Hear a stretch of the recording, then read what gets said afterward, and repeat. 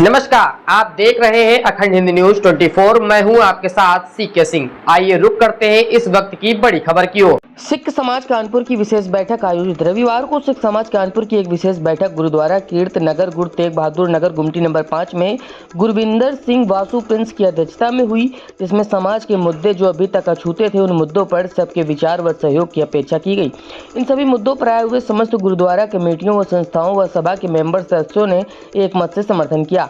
सभा में कुल 6 प्रस्ताव पास हुए। मुख्य रूप से सभा के मुख्य संरक्षक हरजीत सिंह कालरा, प्रधान गुरुद्वारा कीर्तनगर गुरु तेग बहादुर नगर गुमटी नंबर 5, नीतू सिंह प्रधान गुरुद्वारा बाबा नामदेव किदोई नगर, मान सिंह बग्घा प्रधान गुरुद्वारा नवाबगंज, आत्मजीत सिंह प्रधान दीप सेवा दल, त्रिलोचन सिंह प्रधान गुरुद्वारा बाबा श्रीचंद, मनजीत सिंह चड्ढा जनरल सेक्रेटरी किदोई नगर गौशाला, प्रतिपाल सिंह, सुरेंद्रपाल सिंह, आत्मजीत सिंह, मनजीत सिंह खालसा चेयरमैन, रामगढ़िया सभा, अनिमित, अन्नू, सतवीर सिंह, मक्कड़, नीना बहन जी मौजूद रहीं।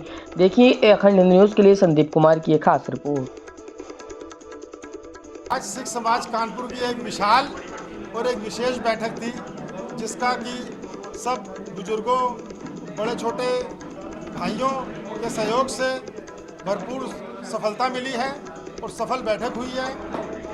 और इसमें 3-4 मुद्दे जो सब गुरुद्वारा कमेटियां और संस्थाएं हैं, जो कानपुर की सिख संस्थाएं हैं, उन्होंने मिलकर एक 2-3 मते पास किए हैं ऐलानिया कि जो भी कानपुर का किसी भी कोने में रहने वाला हो, बाशिंदा हो, जो बालिग हो, सिख परिवार से और आपका सहजधारी परिवार, सिंधी परिवार, गुरु नानक नाम लेवा परिवार, वो सब सिख समाज कानपुर का अपने आप ही ऑटोमेटिकली सदस्य होगा। उसमें कोई किंतु परंतु नहीं, पूरे विशाल रूप से कानपुर का वो सदस्य होगा सिख समाज कानपुर का। एक मुद्दा ये हो गया। दूसरा, हम लोगों ने सब भाइयों के सहयोग से इसमें आपका skill development, career counselling, career development, free medical camps, इसका हम लोग आयोजन करने जा रहे हैं, शुरुआत करने जा रहे हैं। और इसमें एक हम लोगों ने समाज के लिए एक लीगल पैनल का भी गठन किया है। लीगल पैनल में समाज में बढ़ती कुरीतियाँ और बिखराव, जो परिवारों में आपसी खींचतान, डाइवोर्स केसेस, वो ज़्यादा देखने को मिल रहे हैं। और हम लोग का पहले कोशिश होगी कि वो हमारा लीगल पैनल बगैर उसके खाली पेपर वर्क जो होगा वो, और उसमें गुरुद्वारा में ही बैठ के उसका हम लोग निस्तारण करने का प्रयास करेंगे, ताकि वो कोर्ट ना जाने पाए। और दूसरा, हम लोगों ने जो उगराही का है, उगराही पे बंदिश लगाने का हम लोगों ने एक सब सर्वसम्मति से एक मता पास किया है कि खुली उगराही बंद होनी चाहिए, कि रसीदें लेके हर आदमी निकल पड़ता है, वो रसीदें का उगराही का बंद होना चाहिए।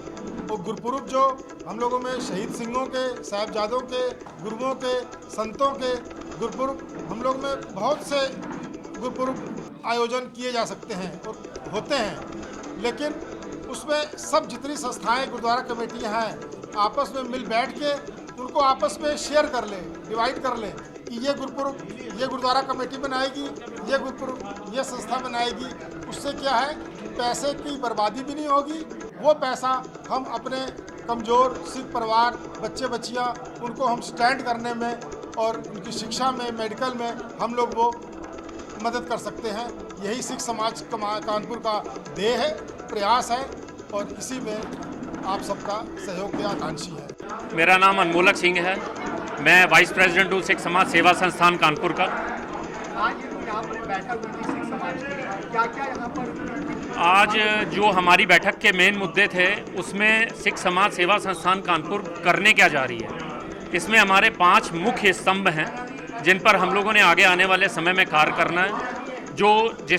जिन 5 स्तंभों से, जिनको मैं 5 विचार भी कहूँगा, उनसे आप लोग भी पूरी तरह से सहमत होंगे। पहला स्तंभ, पहला विचार है 10वीं और 12वीं के बाद बच्चों की जो काउंसलिंग होती है, आखिरकार उन्हें करना क्या है, 12वीं के बाद जाना कहाँ है, कौन सी नौकरी करनी है, कौन सा कोर्स करना है, उसका मार्गदर्शन उन्हें मिलना, जिसे कहते हैं ना दिशाहीन आज की तारीख में जो भी हमारा समाज है, उसको उस धुंध से निकालना।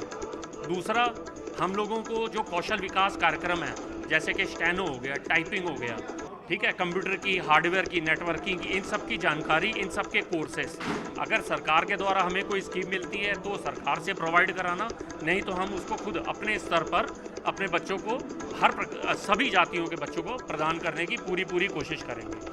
तीसरा हमारा स्तंभ है मेडिकल सुविधाओं के साथ। आपको बहुत जानकर के खुशी होगी, चांदनी नर्सिंग होम जो स्वरूप नगर में है, उसने सबसे पहल इसमें दिखाई है।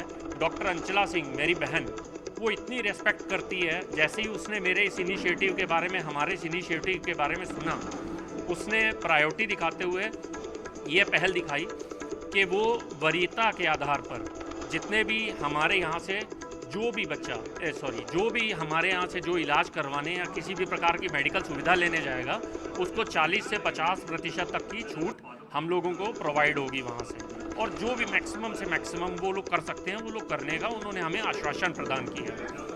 और जो तीसरा स्तंभ है, आप लोगों को ये भी मालूम होगा कि आजकल कोर्ट में लीगल केसेस कितने चल रहे हैं, डाइवोर्स के केसेस कितने चल रहे हैं। घर लड़के हों चाहे लड़कियां, लड़के पक्ष हों चाहे लड़कियों के पक्ष हों, दोनों तरफ से फाइनेंशियल बर्बादी होती ही होती है।